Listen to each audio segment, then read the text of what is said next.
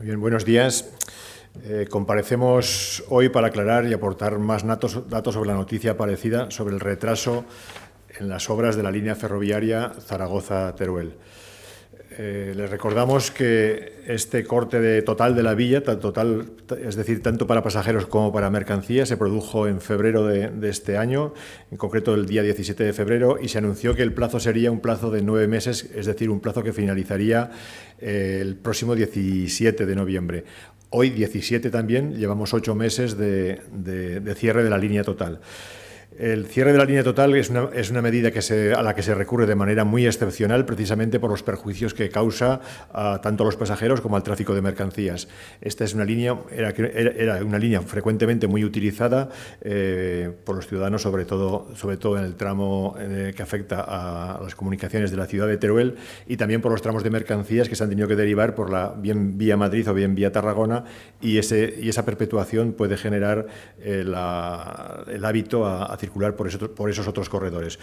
Bueno, lo cierto es que estamos a 8 meses del cierre de la vía, que nos quedaba un mes para cumplir el plazo que se había anunciado como que se abriría de nuevo esta línea, y sin embargo la DIF anuncia ya que va a ser imposible cumplir ese plazo y que se van a prorrogar las obras.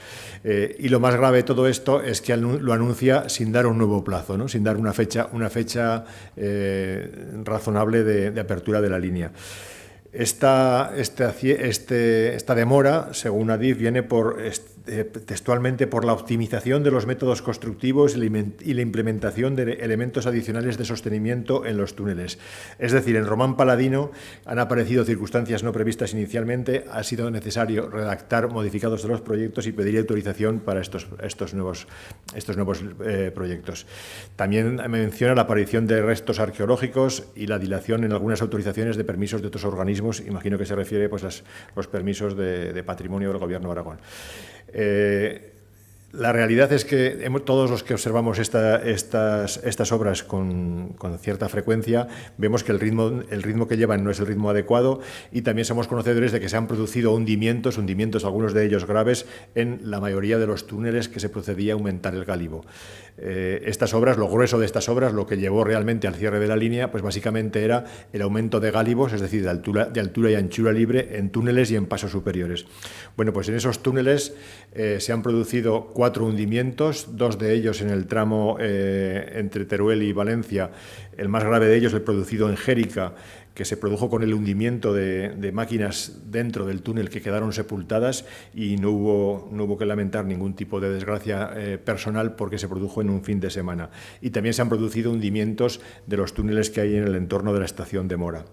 En el tramo entre Teruel y Zaragoza, esos hundimientos han correspondido a lo que se conoce como Puerto Alto, que está entre Encinacorba y Villarreal, es decir, el puerto que salva el puerto de Paniza, y en el túnel de entrada a la estación de Encinacorba. También hay otras demoras que son evidentes, que es, por ejemplo, el problema que hay en Teruel con el puente de la equivocación, donde va a ser necesario modificar el proyecto para modificar el tablero, dado que no se puede deprimir la cota de la vía. Y también el paso inferior junto a la estación de Teruel, que con un plazo de ejecución de 6 meses acaban de iniciarse las obras apenas hace un mes.